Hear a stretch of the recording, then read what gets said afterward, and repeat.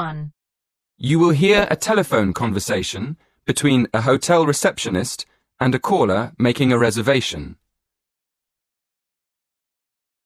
Seconds to look at questions 1 to 7.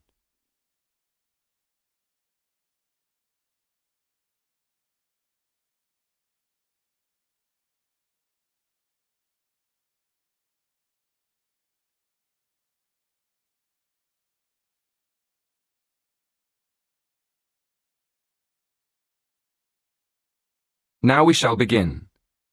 You should answer the questions as you listen, because you will not hear the recording a second time. Listen carefully and answer questions 1 to 7.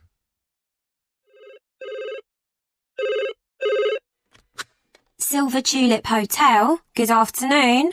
How can I help you? Yes. Good afternoon. I'd like to book a room for next Friday. Certainly, sir. How many nights will you be staying? Just one, please. And would you like a single or double room? A double room, please. A double room. And would you like twin beds or a king-size bed? A king-sized bed, please. Let me see. Yes, we do have a double room available for next Friday. Would you like me to book it for you? Yes, please. Could I have your name, please? Yes, it's Edward Francis. Is that Frances? No, it's Francis.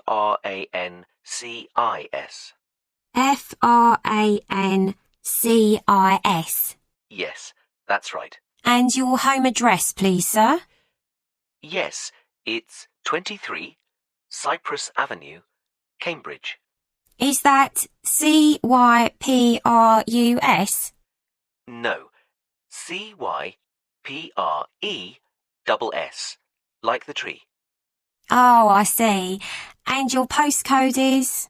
CB3 9NF. And it's just for one night? Yes, that's right. We can reserve a parking space for you. Are you coming by car? Actually, I'll be taking a taxi from the station. That's fine. And one last question. Would you like dinner and breakfast? No dinner, thank you. But I'd like breakfast. Just breakfast. So, to confirm, you're arriving on Friday the 16th of April and leaving on Saturday the 17th. That's one night in a double room with a king-size bed with breakfast. That's right. Thank you very much. Before you hear the rest of the conversation, in the exam you will have 20 seconds to look at questions 8 to 10.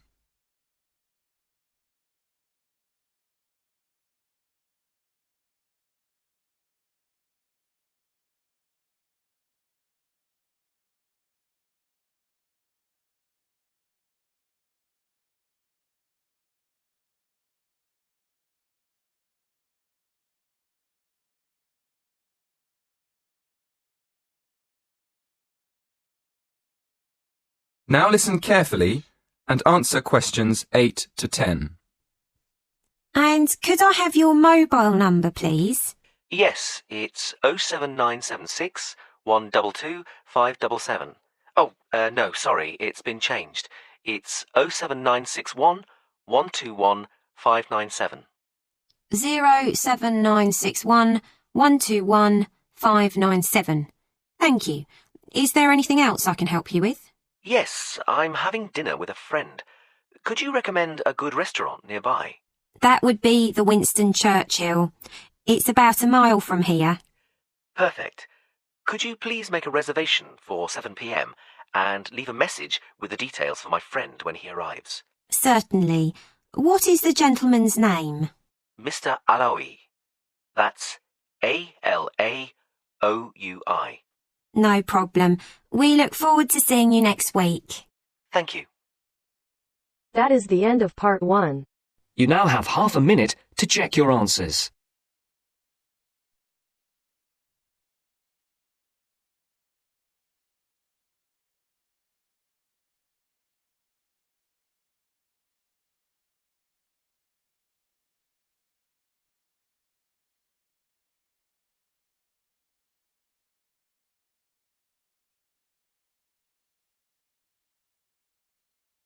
Now turns to part 2. Part 2. You will hear the head teacher of an English primary school talking about the school to a group of parents and visitors. First, you have some time to look at questions 11 to 15.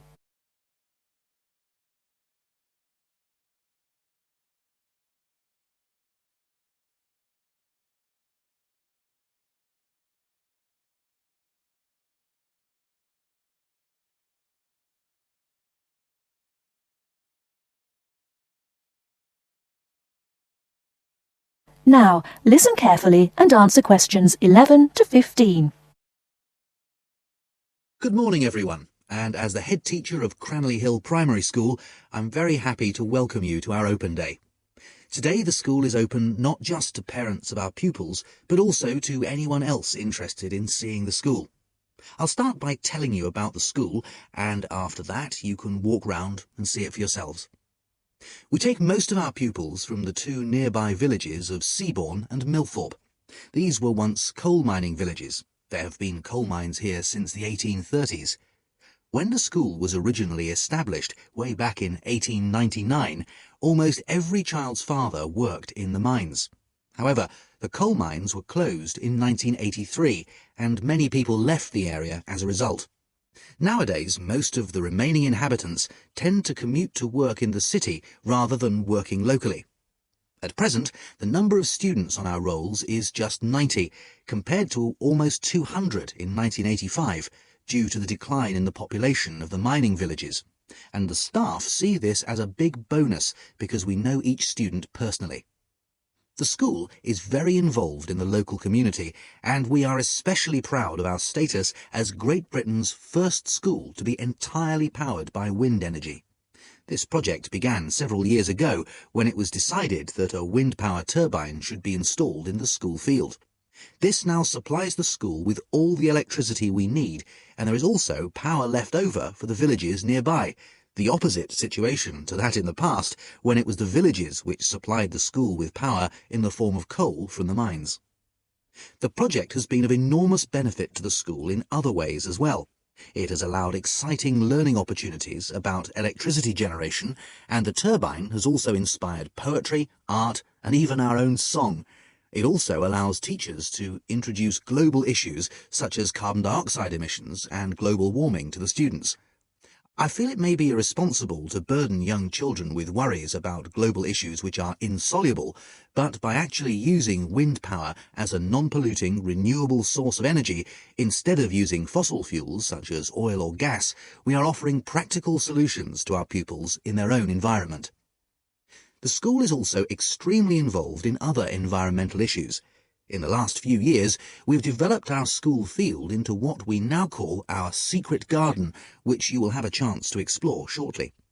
Here, the pupils have their own organic vegetable patch, and another special feature of the school is that the vegetables grown here are used in the school kitchens for school lunches, with any extra ones being taken home by the children to share with the community.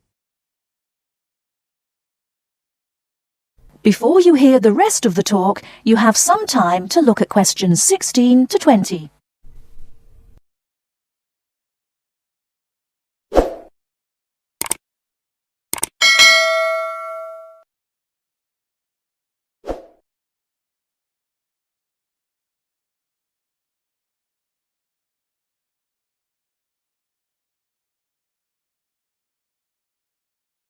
Now listen and answer questions 16 to 20. Now, I'd just like to tell you some of the things to look out for as you go round the school site. At present, we're standing just at the front entrance to the school, facing north, and as you can see, the ground slopes up quite steeply behind the school. To our right, we have the car park, okay? And to our left, we have our sports field. This is just for training and informal games. We use the village football field for our under-11 matches. At the far end of the car park is our recycling centre. This is for things like paper, glass and so on, and everyone is very welcome to make use of it. Immediately behind the school to the north, we have the play area. Unfortunately, we had to remove the play equipment, the climbing frame and so on, because it didn't conform to safety regulations, but we do have the treehouse in the middle of that area. That's very popular. Then at the top end of the play area, you'll find the entrance to the secret garden. The vegetable patch is in the bottom corner, and beyond it, hidden in the trees, we have a pond. The children love this because it attracts all sorts of wildlife, frogs, fish, and lots of birds. I should just mention the trees. There are over 30 different species, all planted by the children. In the middle of the garden, we have what we call the storyteller's chair, and this is where the children come with their teachers and sit on the grass to listen to stories. And finally, at the top end of the secret garden, to the left, is our wind turbine. And as you go round the classrooms, you'll find lots of work done by the children explaining all about how it works and how proud they are of it. Right, now, before we go... That is the end of part 2. You now have half a minute to check your answers.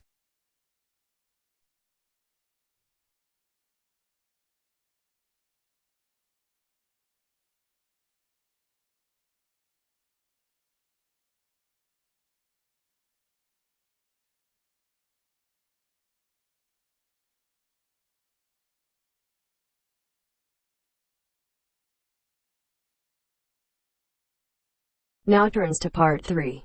Part 3. You will hear part of a lecture about tourism in the leisure industry. First, you have some time to look at questions 21 to 25.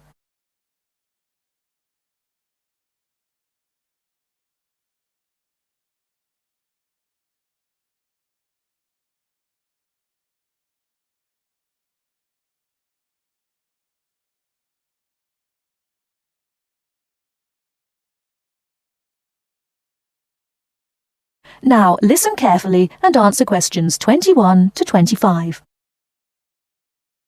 In today's lecture, we'll begin with an overview of the impact of tourism on the societies and cultures of the host area. Then we'll look at some case studies. One model for the socio-cultural impact of tourism has been provided by Doxy. You'll find a reference in your reading list. He called his model the Iridex. That's a contraction of Irritation Index, and it attempts to show how the attitudes of local people to tourists and tourism change over the years. Doxy identifies 4 stages. He calls the first stage euphoria, happiness, because initially the tourists are regarded as a novelty, and because of this they're welcomed by everyone in the host area. But as well as that, there's another reason for the people in the host community to welcome tourists. Local people realise that tourism brings scope for economic benefits. As tourist development begins to increase, however, local interest in the visitors becomes sectionalised. That means that some sections of the local population become involved with tourists, while others don't. And it is increasingly the case that commercial rather than social factors are influencing relationships between tourists and the host community. People are less interested in the tourists for their own sake. Doxy calls this stage apathy.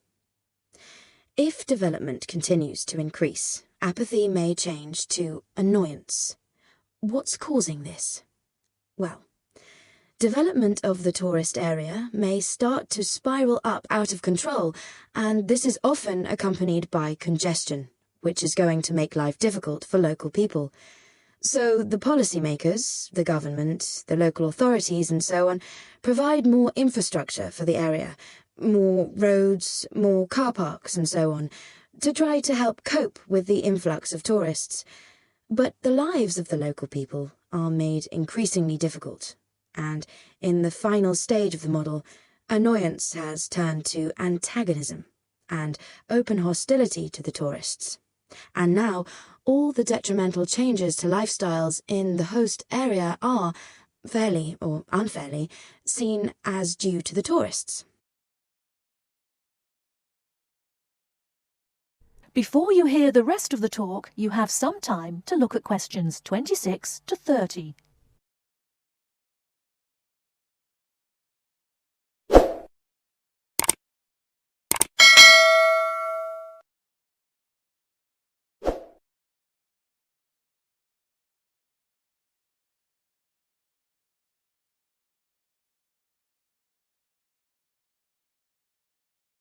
Now listen and answer questions 26 to 30.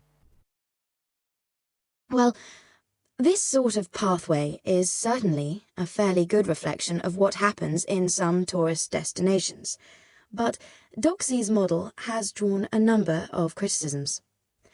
The most significant is that it suggests a very negative attitude to the socio-cultural effects of tourism. The fact that the model is unidirectional, that it only works in one direction, seems to suggest that decline in the host-visitor relationship is inevitable. Now, in practice, fortunately, things aren't always quite like that. If you look at real situations, you'll see that the relationships between local people and tourists are rather more complicated and prone to greater variation than this model suggests, so the model is really rather oversimplified. In fact, studies have highlighted quite a few positive effects of tourism. For example, Doxey's model doesn't look at the effects on the tourists themselves. They may well benefit from increased understanding of the host society and culture.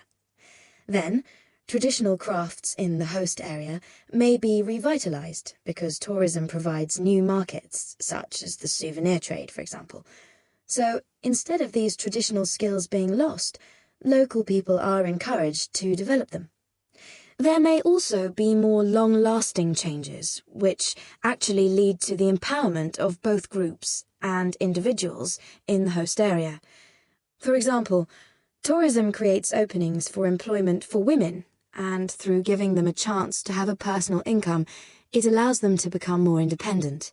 In addition, because tourism tends to work through a very few languages that have worldwide usage, those working in the tourist industry may be encouraged to acquire new languages, and this will empower them through providing wider access to globalized media and improving their job prospects in a wider context. Right, now we'll take a short break there, and then we'll look at a couple of case studies and see how far the points we've discussed so far apply to them. That is the end of part 3. You now have half a minute to check your answers.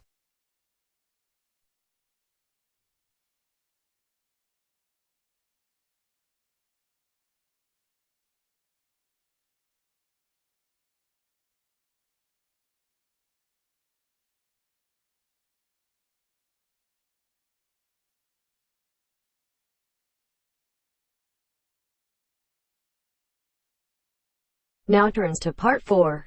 Part 4. Listen to part of a lecture that an architect is giving about the Millennium Dome. Read the summary below before you listen. First, you have some time to look at questions 31 to 40.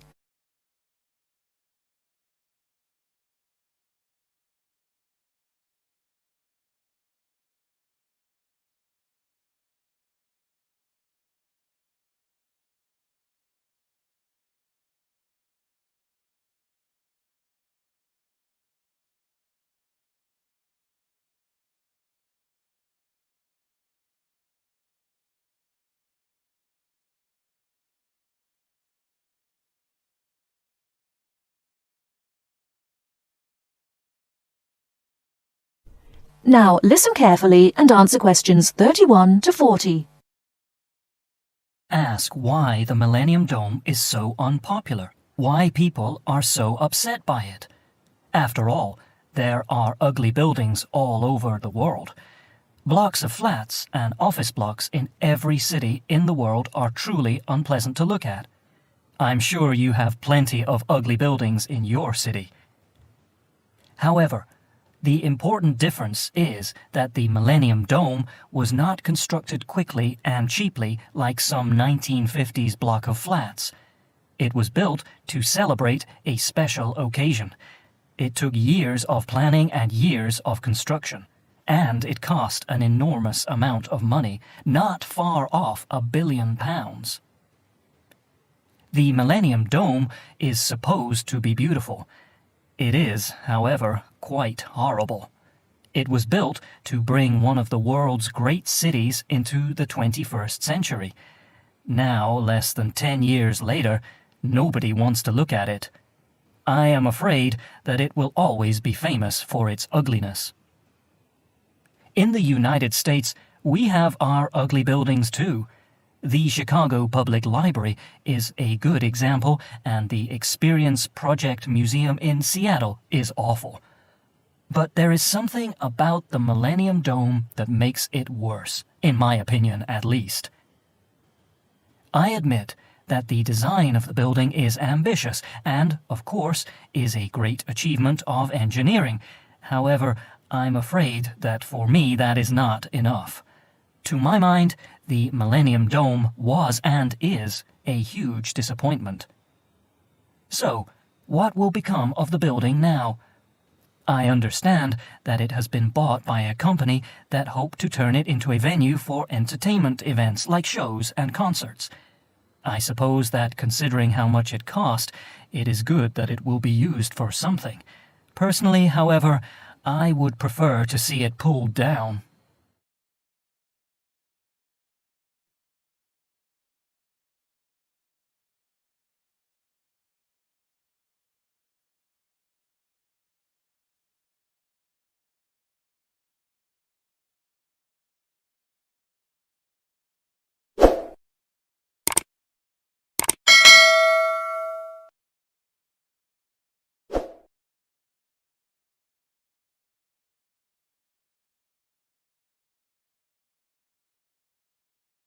Thanks for watching. Here are other 2 videos. You can watch them as well. And if you haven't yet subscribed my channel, please subscribe it and hit the bell icon for my upcoming videos, and share these all videos among your friends.